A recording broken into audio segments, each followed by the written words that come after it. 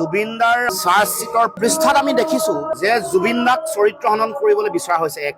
দ্বিতীয়, কিছুমান মানুহক ইয়াত ওলাই যাবৰ কাৰণে শাস্তিৰ পৰা ৰেহাই দিয়াৰ এটা কুটকৌশল ৰচনা কৰা হৈছে। এনেকুৱাকে চাৰ্জশ্বিট ফ্ৰেম কৰা হৈছে যেন মৃত্যু হওঁতে যিসকল উপস্থিত আছিলে প্ৰবাসী অসমীয়া যিসকলক অভিমন্যু তালুকদাৰকে কৈ তেওঁলোকক অনা নাই, তেওঁলোকক যেন ৰেহাই দিবলৈ চেষ্টা কৰা হৈছে। অথচ মূল মৃত্যুৰ সময়ত উপস্থিত থকা সকলো মানুহকে তদন্তৰ আওতালৈ আনিব লাগিছিলে। চাৰ্জশ্বিটত তেওঁলোকক পাৰ্টি কৰিব লাগিছিলে। নকৰা কথাটোৱে স্পষ্ট ৰূপত প্ৰমাণ কৰিছে যে মুখ্যমন্ত্ৰী আচলতে খেনুক দেখি ৰন্ধা বঢ়া, খেনুক দেখি দুৱাৰ মৰা নীতি ইয়াত আছে। এই চাৰ্জশ্বিটখন বায়াছ নোহোৱাকে থকা নাই, এখন বায়াছ চাৰ্জশ্বিট। এই চাৰ্জশ্বিটত মুখ্যমন্ত্ৰী নিজা ইচ্ছা কৰি কথাবোৰ যে আগতীয়াকৈ কৈ দিছে হত্যা কৰা হৈছে। ছিংগাপুৰত আকৌ কৈছে কোনো ধৰণৰ হত্যাৰ কথা নাই, ইয়াতে এটা স্বাভাৱিক মৃত্যু। এই যে যিটো কণ্ট্ৰাডিকশ্যন, এইটোৱে আইনী ব্যৱস্থাটোত যাতে যিসকল অপৰাধী আছে তেওঁৰ অত্যন্ত ঘনিষ্ঠ চামকানু মহন্তসকল ন্যায়িক ব্যৱস্থাটোক হাৰি যোৱাৰ বাটটো মুখ্যমন্ত্ৰীয়ে নিজে উলিয়াই দিছে। আৰু মুখ্যমন্ত্ৰীয়ে বাৰে বাৰে কৈ দিয়া কথাবোৰো ন্যায়িক ব্যৱস্থাত কনচিডাৰ কৰিব, এইবোৰ পিছত বিবেচনালৈ আহিব।